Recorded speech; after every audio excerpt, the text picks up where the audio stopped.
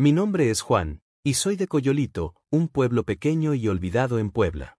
Está rodeado de montañas y bosques tan densos que parece que el sol nunca logra alcanzar su totalidad.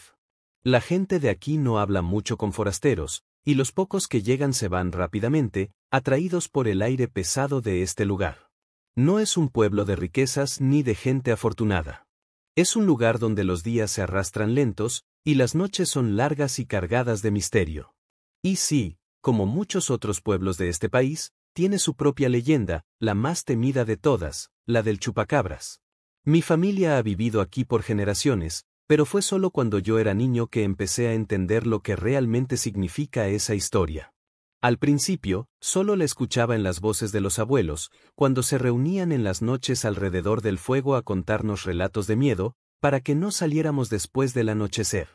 El chupacabras, decían, era una criatura nocturna, un monstruo que cazaba animales para alimentarse de su sangre, y que se movía en las sombras, invisible para los ojos de los desprevenidos. No pensé que fuera más que un cuento, como esos que se cuentan para asustar a los más pequeños. Pero luego, todo cambió. La primera vez que algo raro ocurrió fue durante una noche calurosa de verano. Al día siguiente, mi vecino, don Pedro, se acercó a nuestra casa con una expresión que nunca olvidaré. Sus cabras habían desaparecido. Nadie le creyó al principio.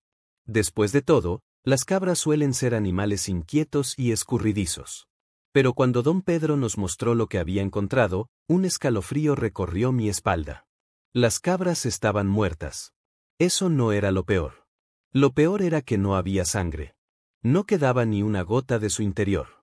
Solo sus cuerpos vacíos, como si algo hubiera sacado todo lo que les daba vida. Nadie sabía qué pensar. Nadie quería pensar lo peor, pero todos lo sabíamos, algo extraño estaba ocurriendo. A medida que los días pasaban, las desapariciones aumentaron. Primero fueron los animales, pero luego los perros de las casas cercanas comenzaron a desaparecer también. Todos los animales de granja, los gatos, las aves, hasta los caballos. Era como si una sombra se hubiera apoderado de Coyolito, llevándose lo que podía y dejando solo cuerpos vacíos y ojos aterrados. Recuerdo que una noche, mi padre me pidió que lo acompañara al granero. Él había escuchado unos ruidos extraños en la madrugada, y no pensó que fuera normal. Lo que vimos esa noche, en esa oscuridad espesa, es algo que jamás podré olvidar. Allí, en el granero, encontramos lo que quedaba de nuestros animales. Un par de caballos, que de alguna manera habían sido arrastrados hasta allí. Estaban vacíos, igual que las cabras de don Pedro. No tenía sentido. Juan, dijo mi padre con una voz que nunca había usado antes, esto no es normal. Esos no son animales comunes. Había miedo en su voz. Y yo, que siempre había visto a mi padre como una figura fuerte y segura, sentí un nudo en el estómago. Sabía que algo mucho peor nos estaba acechando. Pero lo que sucedió después, lo que sucedió aquella noche en el bosque, es lo que realmente cambió nuestras vidas. Un grupo de hombres del pueblo decidió tomar las armas y salir al bosque, en busca de respuestas. Mi padre, como hombre de carácter fuerte, se unió a ellos.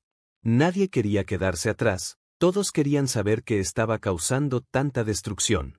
Ellos partieron al caer el sol, armados con rifles y linternas, cruzando el sendero que se adentraba en la oscuridad del bosque. En el pueblo, todos esperábamos que regresaran con noticias, pero la noche se alargó, y con ella, el miedo. Horas después, uno de los hombres regresó. Solo él.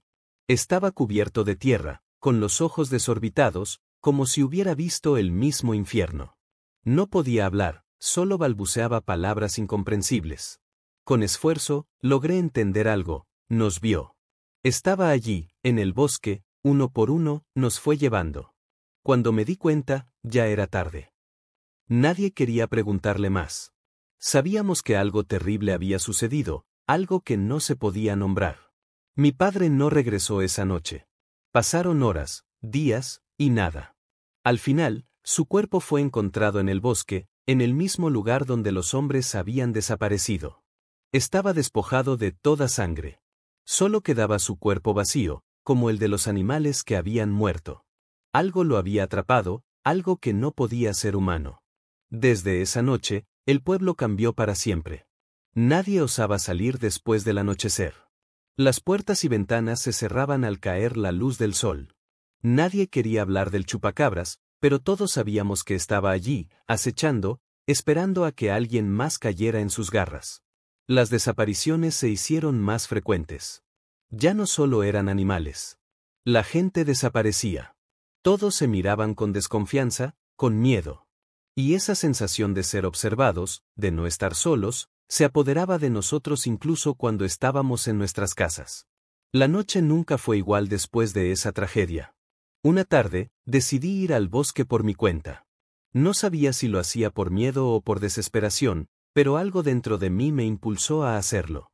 Me interné en la espesura del bosque, y con cada paso, el aire se volvía más denso, más pesado, como si la misma tierra me estuviera absorbiendo. La quietud era abrumadora, y cada crujido bajo mis pies parecía retumbar en el silencio. Y entonces, lo vi. No estaba seguro si lo que veía era real, si mi mente me estaba jugando una broma, pero ahí estaba. Un ser extraño, con ojos rojos brillantes como brasas, que me miraba fijamente desde las sombras.